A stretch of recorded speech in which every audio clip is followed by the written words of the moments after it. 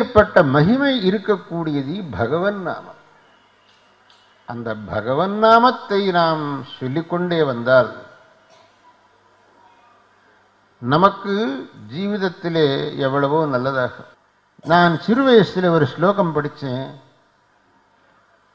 வனேச்ச ராமः வசுச்சாஹ ராமः நதீஸ்தராமः ந பயம் ஸ்மராமः இதீரயந்தோ விபினே கிராதாः முக்திங்கதா ராமபதானுஷங்காத்.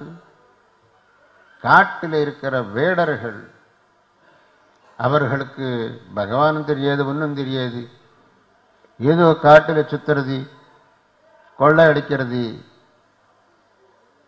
பணத்தை கொண்டு வர்றது, அவனுக்கு பயமே தெரியாது. இந்த நதியை வேணாலும் தாண்டிடுவான்.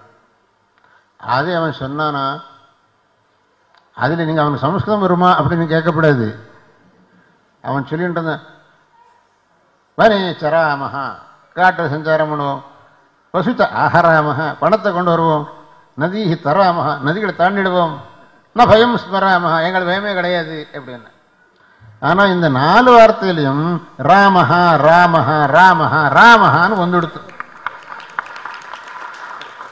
வனே சராமஹா வசுச்ச ஆஹராமஹா நதீஹி தராமஹா ந பயம் ஸ்மராமஹா. 4 தடவை ராமஹா ராமஹா ராமஹா ராமஹான்னு அவன் வாயில வந்ததுனாலே அவனுக்கு முக்தி கிடைச்சுடுத்து அப்படின்னு. அவனுக்குத்தான் ராமநாமம் சொல்றேன்னுங்கிற நினைவில் சொல்லல.